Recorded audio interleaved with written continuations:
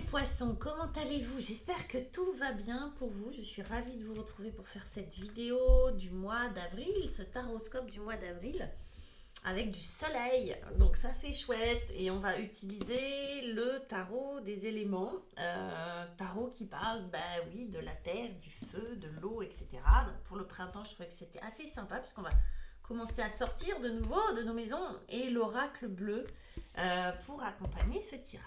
Allez, pendant que je fais votre tirage, les poissons, je précise toujours, voilà, si vous souhaitez une guidance avec moi, si vous souhaitez une consultation, rien de plus simple, vous avez mon adresse email qui est juste en bas de la vidéo. Vous avez aussi mon Instagram, mon Facebook. Vous pouvez aussi me joindre sur Astro Center. C'est un peu différent, mais vous pouvez m'y joindre aussi. C'est-à-dire que là, c'est sans rendez-vous. Waouh! Et quoi vous dire? Je propose des consultations d'1 heure ou de 30 minutes. Voilà. 1 heure, c'est vraiment une consultation complète. On peut vraiment tout voir. 30 minutes, c'est bien si vous avez 1 ou 2 questions. Ça suffit largement puisque je suis assez rapide dans les réponses que je vais vous donner. Voilà, très chers amis. Allez, on y va. On regarde, ça m'a l'air pas mal du tout. Waouh! Arcane majeur, les poissons. Arcane majeur. Allez, on y va. On commence les poissons avec ce joli bonhomme rouge. La tête en bas, c'est la tempête. C'est le 5 d'air. Oui, les amis, le 5 d'air. Les jolis, ce qu'il y a écrit. Hadad, dieu assyrien des tempêtes et des inondations. Ça va secouer pour vous, les poissons, sur ce début avril. On est dans la tête, on est dans les mots, on est dans les idées, on est dans la bagarre. On aime la bagarre, les poissons, sur ce début avril. Bagarre, conflit intérieur dans les pensées, dans ce que vous pensez, dans les idées. Il y a beaucoup de mots, vous voyez, c'est gros dialogue intérieur.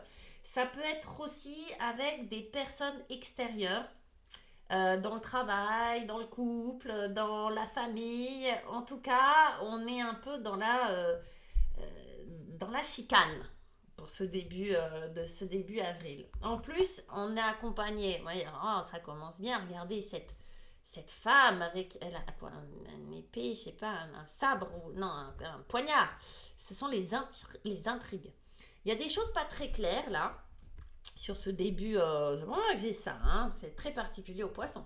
Il y a peut-être des jalousies, il y a peut-être des mots qui ont été blessants. Vous voyez, elle a une épée, elle aussi. Donc, on est vraiment dans l'air, dans le mental, dans les mots. Je pense que ce sont des mots blessants.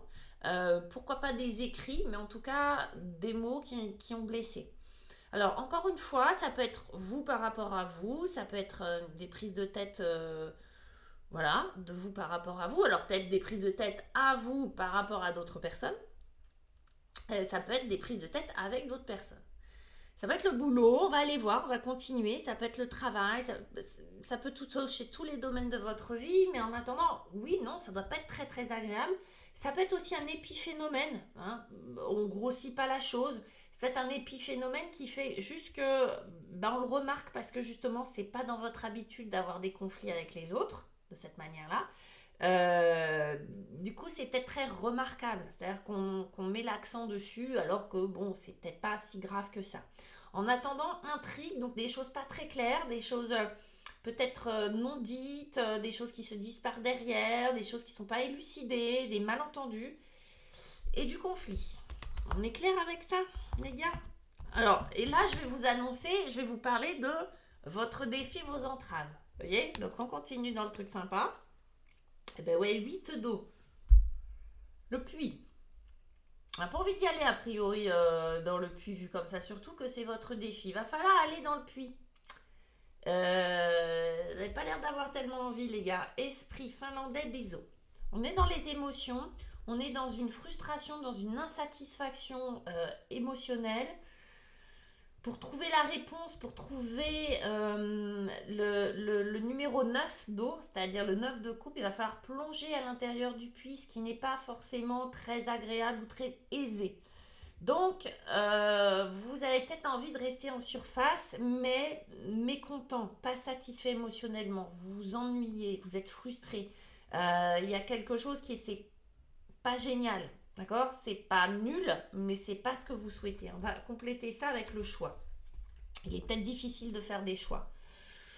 On a un début de mois où il y a du conflit, il y a de la tempête, il y a de l'intrigue, et votre défi à vous, c'est d'y voir clair, c'est de faire des choix, c'est de descendre à l'intérieur pour aller choper cette neuvième coupe, cette neuvième truc d'eau. En attendant, cette énergie-là qui va vous permettre d'accéder à un rêve émotionnellement parlant, c'est-à-dire à un accomplissement, on va dire, émotionnel, à un état de flow, un état de grâce. Là, on est vraiment dans un défi très... moi, pour moi, qui est très clair, c'est il va falloir faire un effort d'introspection, aller voir pourquoi je suis blessée. Ça a peut-être un rapport, sans doute, hein, avec ça. Comme j'arrive pas à faire de choix, comme je suis frustrée, insatisfaite, que c'est pas forcément de votre faute, hein, mais que j'ai bouclé une boucle, j'ai fait le tour de la question, que ça soit professionnel, que ça soit sentimental, familial, bref, mais je m'y retrouve plus. Vous êtes des personnages sensibles, les poissons. Pour vous, l'eau, c'est votre élément, et on sent bien que c'est plus assez. Vous n'êtes plus assez dans votre élément, vous n'êtes pas assez à votre place. En tout cas, il vous manque quelque chose, et vous avez des choix à faire. Alors peut-être que vous ne voyez pas ces choix, peut-être que c'est compliqué pour vous de discerner quels sont les choix que vous devez faire, ou bien qu'il y ait des choix cornéliens et que ça soit compliqué pour vous de choisir. Exemple, je m'engueule tout le temps avec mon compagnon ou ma compagne parce que je ne suis pas satisfaite émotionnellement. J'ai un choix à faire par rapport à ça. Je reste, je pars. Je décide de me casser en vacances. Je décide d'aller voir un psy, je ne sais pas quoi. J'ai du mal à me positionner. Pourquoi? Parce qu'il y a une certaine forme, oui, quand même, de confort, de choses qui ne vont pas trop mal. Du coup, je pense que ça vous embrouille la tête, et que surtout, vous êtes beaucoup pris dans les pensées, vous êtes beaucoup pris dans un dialogue intérieur très fort, et dans peut-être vous focaliser sur des petites choses. Enfin, petites choses, c'est peut-être très important, hein, mais en tout cas, il y a de la focalisation sur certaines choses qui vous empêchent d'avancer, de faire des choix pour vous dans une idée de bien-être et d'épanouissement émotionnel. Du coup, vous allez voir ces deux arcanes, ça va pas piquer des hannetons. On a la mort, qui vous invite à transformer les choses, à couper, vous voyez, on va on va couper. La mort, transformation, c'est moi, celle qu'on appelle la vie, et vous m'avez appelé la mort, c'est con. Hein. On l'a appelée la mort alors que c'est elle la vie. Ben oui, parce que en fait, sans la mort, il n'y a pas la vie, évidemment. C'est la mort qui donne la vie, c'est la transformation. Grâce à la mort, il y a de la vie. On va pouvoir le tourner comme ça. Grâce à la mort, il y a de la vie par une magnifique transformation. Je vous la montre direct, hein, on a le printemps. Donc on pourrait croire que ce sont des énergies opposées, mais en réalité, on va vous parler vraiment de la transformation, de la vie, de couper quelque chose, d'arrêter de faire, de dire, de croire, de ressentir quelque chose. Ça va être difficile d'arrêter de ressentir, mais vous voyez, de stopper quelque chose, de faire le deuil de quelque chose pour pouvoir renaître, pour pouvoir de nouveau faire pousser ce qu'il y a à pousser, pour pouvoir de nouveau voir le bon côté des choses. Cette transformation-là, elle peut être faite à plein de niveaux. On a plein de métaphores qui évidemment, là on a la nature, on a le printemps, puis c'est le mois d'avril et tout, donc vous êtes pile poil là-dedans. C'est laisser mourir un peu les branches qui doivent mourir, élaguer l'arbre pour qu'il puisse repartir plus beau, plus fort, plus touffu, okay, pour avoir plus de choses. Là c'est ça. Donc que ça soit un travail, peut-être qu'il y a à changer de boulot, ça peut, c'est radical, hein, la mort, hein, la transformation, c'est pas juste un petit truc, mais ça peut être un petit truc qui représente quelque chose d'important pour vous. Voyez, encore une fois, on n'est pas là dans les jugements, on n'est pas là pour juger. Peut-être que c'est juste que vous changez de bureau, je dis n'importe quoi, vous changez votre atelier, vous changez votre... Vous voyez, n'importe quoi. Ça paraît pas énorme, et pourtant pour vous, ça va être la source ou l'occasion de vous régénérer. Vous vous séparez de quelqu'un, évidemment qu'on peut pas ne pas le dire, et du coup, bah, vous respirez de nouveau, vous revivez. Ou bien vous arrêtez de vous préoccuper de telle ou telle chose, vous arrêtez de, je sais pas moi, vous arrêtez un système, un comportement, vous arrêtez de fumer, ah, c'est un deuil à faire, mais derrière je revis, bref. Ça peut être tout un tas de choses, de comportements, de croyances, de choses comme ça qui cessent et qui permet une transformation. C'est pas cesser pour laisser un vide et un manque, c'est cesser, rompre. Il y a un livre comme ça de Joe Dispenza qui s'appelle Rompre avec soi-même. C'est tout à fait ça, c'est rompre quelque chose avec soi-même qui permet le printemps. Ok?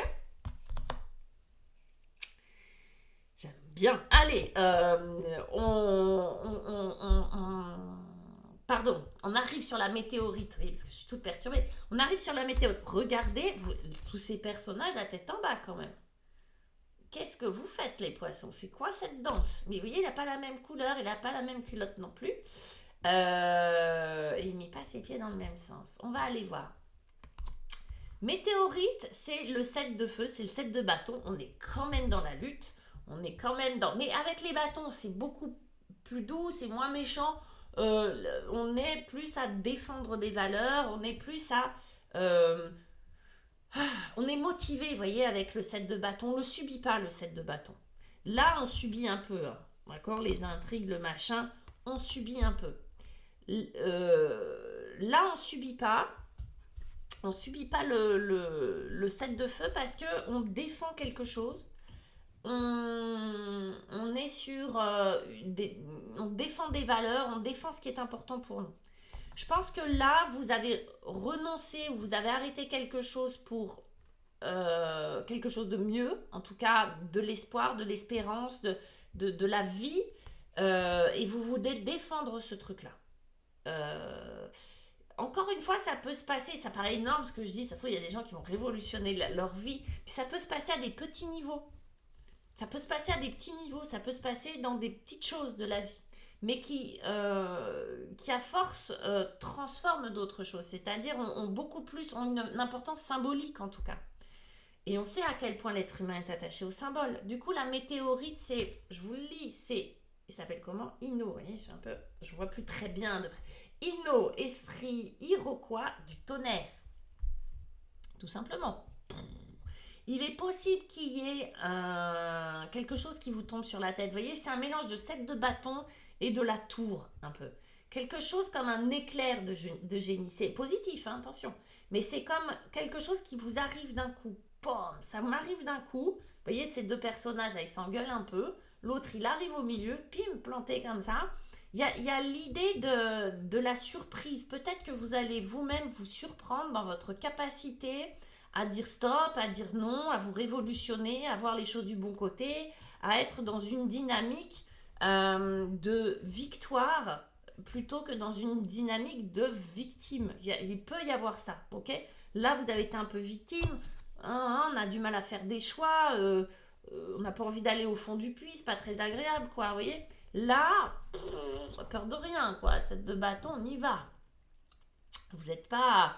Voilà, vous m'égotez pas. Je veux un truc, je l'aurai. Vous voyez, c'est cette chose-là. Et c'est de la vitalité. On a l'initié qui va avec ça. Pardon. L'initié. L'initié, c'est... il y a le maître et l'élève. L'initié, c'est celui qui a appris. C'est celui qui a...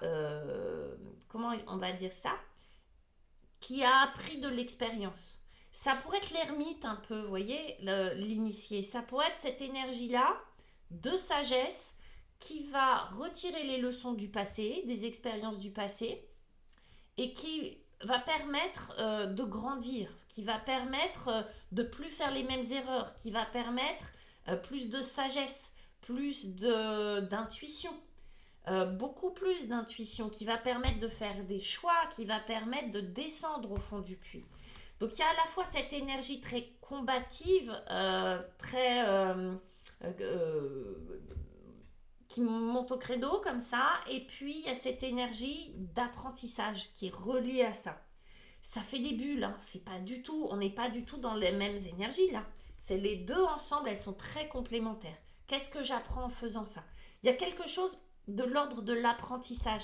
Il faut dire qu'avec la mort qui est la transformation, si on n'est pas dans un rituel de passage, les gars, je sais pas ce que c'est. Il y a une deuxième carte, je vous la montre quand même, de l'oracle bleu, parce que c'est assez marrant, qui était tombée. Donc, je vous la montre, elle est tombée après. C'est l'hiver, on avait le printemps, c'est l'hiver. Euh, Quand je parlais de deuil, de choses qui s'arrêtent, peut-être, d'accord? Mais c'est, encore une fois, ça reste une initiation. Et encore une fois, c'est pour que les choses puissent repousser, renaître, comme vous le souhaitez, de manière abondante, généreuse. Voilà, une prairie pleine de fleurs. Voilà mes chers poissons, j'espère que ça vous a parlé, j'espère que ça vous a plu. N'hésitez pas à m'envoyer vos commentaires. Voilà, me dire en quoi ça vous a parlé, qu'est-ce qui vous a parlé, qu'est-ce qui vous a pas parlé, etc., etc. N'hésitez pas à aller voir vos signes lunaires et ascendants pour compléter la lecture. Et puis moi, je vous dis au mois prochain. Je vous embrasse. Salut les poissons. Ciao.